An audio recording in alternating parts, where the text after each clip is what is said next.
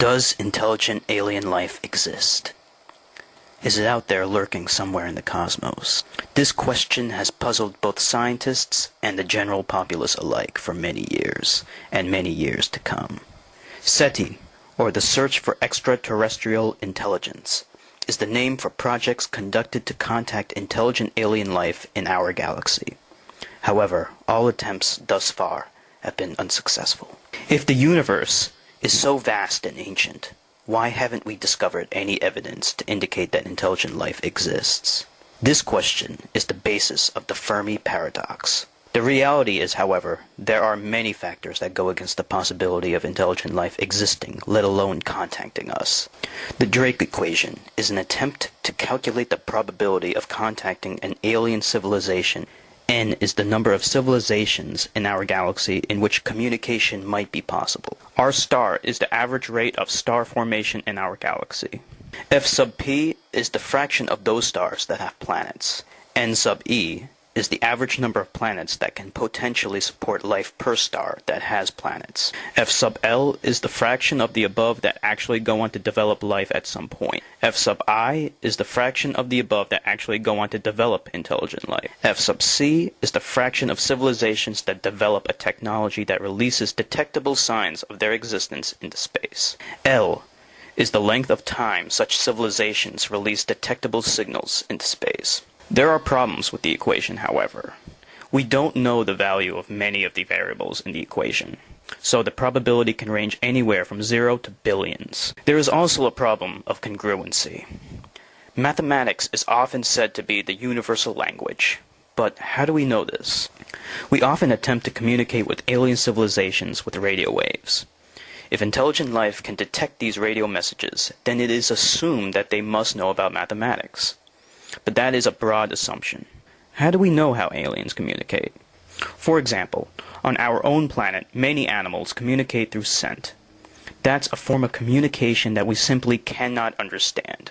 It's equally possible that an alien life form can communicate through some extrasensory perception that we cannot detect any more than they can detect our radio waves. But let's assume that they can detect radio waves. There still remains numerous problems. In 1974, a radio message was beamed at the globular star cluster M13, which lays 25,000 light-years away from Earth. The message consisted of 1,679 binary digits. Take a look at it. Does this mean anything to you? No? How about now? Does anything stand out to you? Do you notice any patterns yet? Let's turn the ones into colors and make the zeros black. Now we have an image. This is the Arecibo message. Do you understand it? Perhaps this human at the center, but not much else. If the average human cannot understand this, how is an alien life form supposed to understand it? Not to mention, it would not be presented to them in this form. It would be in that jumbled binary code that is completely meaningless even to us. Of course, this message not only assumes that aliens can receive radio waves, but they have the ability to see. Incidentally, part of the images is supposed to represent our solar system with 9 planets. Today we say our solar system only has 8. The lifespan of an intelligent civilization is perhaps the greatest limiting factor. If we venture out into space, we will discover apes or angels, but no men. This is a famous observation made by the science fiction writer Arthur C. Clarke. Consider the history of Homo sapiens. We have inhabited this planet for approximately 200,000 to 300,000 years. Our non-sapiens ancestors existed for a few million years, and then there was a large prehistory of life forms that inhabited this planet for billions of years. Now consider that human civilization existed for only a few thousand years, and advanced civilization has existed far less. Our time on this planet is minuscule compared to the 4.5 billion year old age of the planet and the 3.5 billion year old age of life on this planet. In 1945, the nuclear weapon was detonated, and since then we have come close to nuclear wars several times. How much longer will we last? One could argue that the scenario is true for any intelligent life form, that perhaps intelligent life cannot last and is destined to destroy itself. Therefore, if we were to explore space, we might find apes, the ancestors to what might become intelligent life. Angels, the remnants of a once great intelligent civilization that has long gone extinct, but no men. However, this is, of course, not a foregone conclusion, and the possibilities remain open for debate. Measuring how advanced a civilization is according to their technology is almost impossible. We cannot predict what kind of technology an alien civilization might have any more than we can predict what they will look like. However, the Soviet-Russian astronomer Nikolai Kardashev thought of an ingenious method of ranking how advanced a civilization might be according to how much energy they have at their disposal.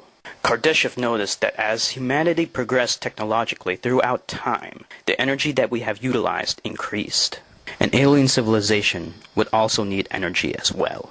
Thus, the Kardashev scale was born. Kardashev outlined 3 distinct civilizations. A Type 1 civilization would be able to harness all of the power available on the planet they inhabit. This equates to approximately 10e16 to 10e17 watts of power at their disposal. A Type 1 civilization can possibly be attained through a combination of fusion power, dry rock geothermal energy, which taps into the energy contained inside of a planet, and solar rays placed outside of a planet's atmosphere.